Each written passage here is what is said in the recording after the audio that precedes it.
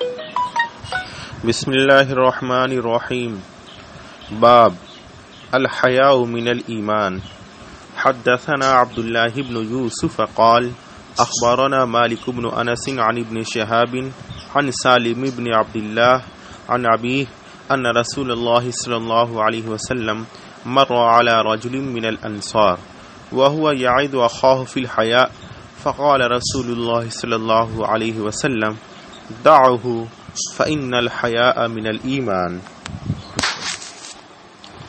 بسم اللہ الرحمن الرحیم. باب الحیاء من الایمان. حیا ایمان سے ہے، یعنی ایمان کا ایک شعبہ ہے. کل کے سبق میں ہم اس پر تھوڑی سی گفتگو کر چکے ہیں، پھر دوہرا دیتے ہیں. حیا کا معنی شرم آتا ہے، تو ایک حیا یا شرم تو وہ ہے جو لوگوں سے کی جاتی ہے، اور ایک حیا و شرم وہ ہے جو اللہ سے، اللہ کے رسول سے کی جائے. تو یہاں وہ مراد ہے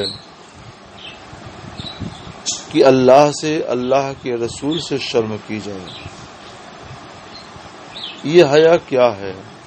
اس حیا کا مطلب یہ ہے، یہ حیا ایک وصف ہے بندے کے اندر جو اس کو گناہ کے کاموں سے، رذیل اور قبیح کاموں سے روکے اور اچھے کاموں اور نیکی کے کاموں پر ابھارے.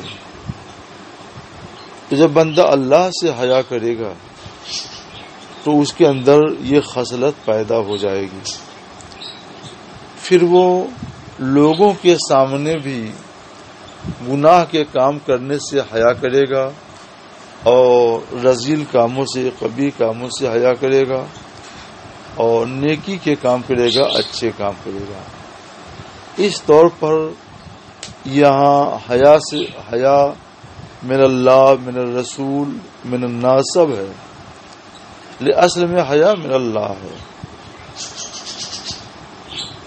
عبداللہ بن عمر روایت کرتے ہیں کہ ان کے والد حضرت عمر رضی اللہ تعالیٰ نے فرمایا کہ رسول اللہ صلی اللہ تعالی علیہ وسلم نے ارشاد فرمایا، رسول اللہ صلی اللہ تعالی علیہ وسلم ایک انصاری صحابی کے پاس سے گزری اور وہ اپنے بھائی کو وہ حیا کے بارے میں نصیحت کر رہے تھے.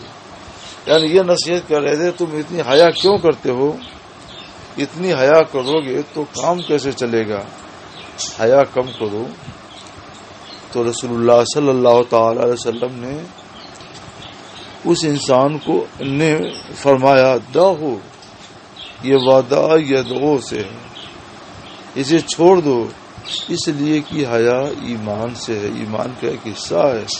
یہ حیا کرتا ہے تو اس کا مطلب ایمان کو کامل کرتا ہے، اس کا ایمان کامل اور مکمل ہوتا ہے. اس لیے ہمیں ہمیشہ حیا کرنا چلنا چاہیے اور بے حیائی کے کاموں سے بچنا چاہیے. باب فإن تابوا اقاموا الصلاة وآتوا الزکاة فخلوا سبیلہم. اس کے تحت جو حدیث آ رہی ہے یہ حدیث بالکل واضح ہے اور مسلم شریف میں بھی ہے. اس کے بعد دوسرا باب ہے من قال ان الایمان هو العمل. جو اس بات کا قائل ہے کہ ایمان عمل ہے. ایمان کے عمل ہونے مطلب کیا ہے کہ عمل ایمان کی تعریف کا ایک جز ہے. تو اس طور پر ایمان سے مراد وہی ایمان کامل ہوا. اس کی دلیل یہ ہے کہ اللہ تعالی ارشاد فرماتا ہے وَتِلْكَ الْجَنَّةُ الَّتِي أُورِثْتُمُوهَا بِمَا كُنتُمْ تَعْمَلُونَ. یہ ہے وہ جنت جس کے تم وارث بنائے گئے ہو اس وجہ سے کہ تم عمل کرتے تھے. تو یہاں جنت کی وراثت کا سبب عمل کو بتایا گیا ہے، حالانکہ جنت کی وراثت کا اصل سبب ایمان ہے. تو یہاں بما کنتم تعملون جو ہے یہ بما کنتم تؤمنون کے معنی میں ہے، بما کنتم تؤمنون و تعملون، کہ ایمان کامل پر ہی جنت ملتی ہے. ایمان ناقص پر بھی جنت ملتی، ایمان کامل پر بھی فرق یہ ہے کہ جس نے گناہ کر کے اپنے ایمان کو ناقص کر دیا، اللہ کی مشیت معاف کر دے تو الگ چیز ہے، نہیں تو پہلے اسے جہنم میں بھیجے گا، جب اسی گناہ جل جائیں گے اور وہ گناہوں سے پاک ہو جائے گا تب جنت میں آئے گا۔ اور جو ایمان کامل والا ہے اس کو سیدھے سیدھے پہلے ہی جنت میں بھیج دیا جائے گا، جہنم میں اسے نہیں جانا ہے۔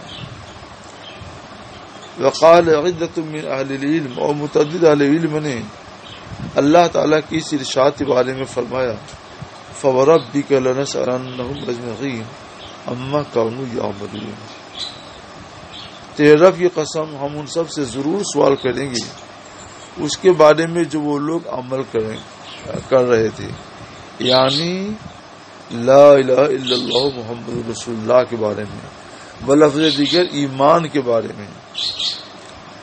تو یہ متعدد اہل علم نے یہ بات کہی ہے، تو ان کے بطور یہاں یعملون کا اطلاق ایمان پر ہوا ہے۔ اللہ تعالیٰ فرماتا ہے لمثل ھذا فلیعمل العاملون، ایسے ہی کام کے لیے عمل کرنے والوں کو عمل کرنا چاہیے۔ اس کو امام بخاری رحمۃ اللہ علیہ یہ لیتے ہیں کہ معنی میں ہے فلیؤمن المؤمنون کے مومنوں کو ایمان لانا چاہیے، تو یہاں ایمان پر عمل کا اطلاق ہوا ہے۔ امام بخاری رحمۃ اللہ علیہ ان آیتوں سے ہی پیش کرنا چاہتے ہیں کہ ایمان کا اطلاق عمل کا اطلاق ایمان پر ہوا ہے، لہذا عمل بھی ایمان کی تعریف کا ایک جز ہے۔ جو آخری آیت ہے لمثل ھذا فلیعمل العاملون، اس پر علماء نے کلام کیا ہے کہ یہاں خالص عمل مراد ہے اور اس کا تعلق ایمان سے نہیں، اس لیے استدلال ضعیف ہے۔ ابو ہریرہ سے روایت ہے کہ رسول اللہ صلی اللہ تعالی علیہ وسلم سے سوال کیا گیا ای العمل افضل، حضور کون سا عمل افضل ہے؟ تو رسول اللہ صلی اللہ تعالی علیہ وسلم نے فرمایا ایمان باللہ و رسولی، اللہ اور اس کے رسول پر ایمان، اور حج مبرور، یعنی وہ حج جو اللہ کی بارگاہ میں مقبول ہو جائے۔ حج مقبول وہ ہے، اب حج مقبول کیسے ہوگا کہ جب آدمی اسلام کی شرطوں کے مطابق کا لحاظ کرے، اپنے حج میں اس شرطوں کا، فرائض کا، ارکان کا، واجبات کا، سب کا لحاظ کر کے حج کرے اور فضول اور لغو باتوں سے بچے اور توبہ کرے تو اس کا حج مقبول ہو جاتا ہے۔ اس کا مطلب یہ ہے کہ آدمی کو حج ایسے ہی کرنا چاہیے۔ اذا لم يكن الاسلام علی الحقیقت وکان علی الاستسلام، اسلام کا لفظ حقیقی معنی پر نہیں بلکہ اطاعت ظاہری پر بھی بولا جاتا ہے۔ اسلام کے اصل معنی آتے ہیں سر نہادن، سر رکھ دینا، سر جھکا دینا، یعنی اطاعت کر لینا، ظاہری طور پر اطاعت کر لینا۔ اور ایمان کا معنی کیا ہے؟ تصدیق، کہ دل سے اس کو مان لینا۔ یہ دونوں میں فرق ہے، اگرچہ آسانی کے لیے اسلام اور ایمان دونوں کو ایک مانا جاتا ہے، لیکن کبھی کبھی اس کے اندر فرق بھی کیا جاتا ہے۔ اس باب میں کے تحت جو حدیث آ رہی ہے اس حدیث میں خود رسول اللہ صلی اللہ تعالی علیہ وسلم نے یہ فرق کیا ہے۔ چنانچہ عامر بن سعد بن وقاص روایت کرتے ہیں حضرت سعد بن ابو وقاص سے کہ رسول اللہ صلی اللہ تعالی علیہ وسلم نے آتا رہتن، رہت کے معنی جماعت، ایک جماعت صحابہ کو عطا کیا، اور عطا کیا تو خوب ڈھیر عطا کیا۔ ساتھ بیٹھے ہوئے تھے اور رسول اللہ صلی اللہ تعالی علیہ وسلم نے ایک ایسے آدمی کو چھوڑ دیا جو فرماتے کہ میری نگاہ میں وہ بہت صالح اور محبوب تھے، وہ بہت صالح اور محبوب، ان کو سرکار نے نہیں دیا اور دوسرے لوگوں کو سرکار صلی اللہ علیہ وسلم نے خوب عطا کیا۔ تو میں نے عرض کی یا رسول اللہ مالک عن فلاں، یعنی مالک ترغب عن فلاں، یا رسول اللہ کیا بات ہے کہ آپ فلاں سے اعراض کر رہے ہیں؟ اللہ کی قسم انی لأراہ مومن، بے شک میں ضرور اسے مومن جانتا ہوں۔ دیکھو اس میں کتنی تاکید ہے، واللہ ایک تاکید، انی دوسری تاکید، لأراہ میں لام تیسری تاکید، اور اراہ معنی اعلمو، یہ خود یقین کے اوپر دلالت کرتا ہے۔ اتنی تاکید کے ساتھ انہوں نے کہا اللہ کی قسم میں ضرور اس کو مومن جانتا ہوں۔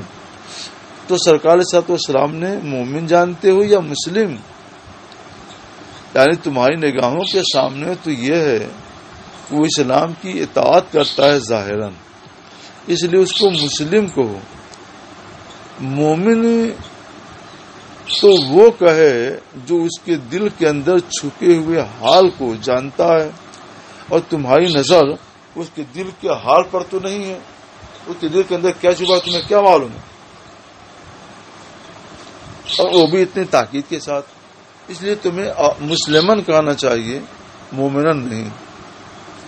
اس سے یہ معلوم ہوا کہ اسلام اور ایمان میں فرق ہے۔ اسلام کا اطلاق انقیاد ظاہر پر، اطاعت ظاہری پر ہوتا ہے، اور اسلام کا اطلاق تصدیق قلبی پر۔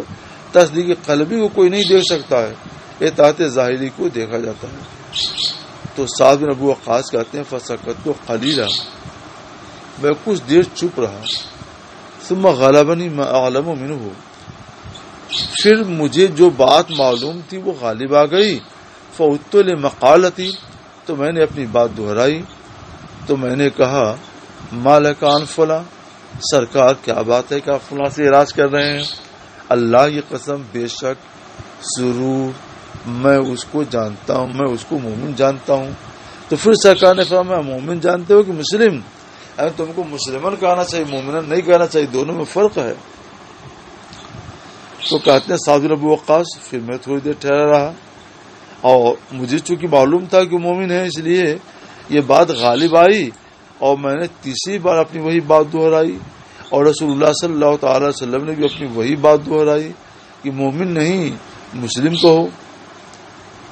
جب 3 بار یہ بات ہو گئی تب سرکار نے فرمایا صاحب انی لوتی الرجل وغیرہ احب الی منہ، میں ایک آدمی کو دیتا ہوں، عطا کرتا ہوں، حالانکہ دوسرا میری نگاہ میں زیادہ محبوب ہوتا ہے۔ اس کے اندر کچھ حکمت ہوتی ہے، اس حکمت کو تم نہیں جانتے، اس لیے میں جو کر رہا ہوں کرنے دو۔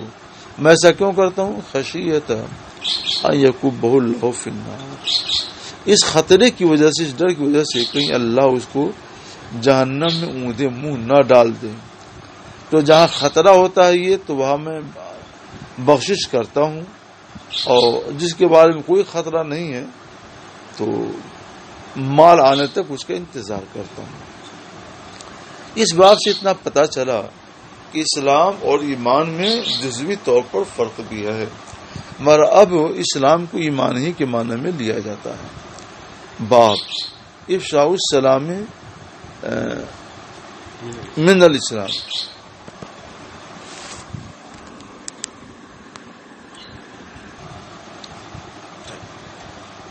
بسم اللہ الرحمن الرحیم۔ باب افشاء السلام من الاسلام، سلام کو عام پھیلانا، عام کرنا، یہ بھی اسلام کا ایک حصہ ہے۔ امام بخاری رحمۃ اللہ علیہ یہ بتانا چاہتے ہیں کہ سلام یہ ایک عمل ہے اور اسلام کا ایک حصہ بتا رہے ہیں۔ اس کا مطلب کیا ہوا کہ اسلام کی تعریف کا ایک جز یہ بھی ہے، یعنی تصدیق باللسان، اقرار، تصدیق بالجنان، اقرار باللسان، عمل بالارکان۔ تو ہم وہی کہتے ہیں کہ یہ سب ایمان کامل کی گفتگو ہے، اور ایمان کامل کا ایک حصہ اسلام ہے۔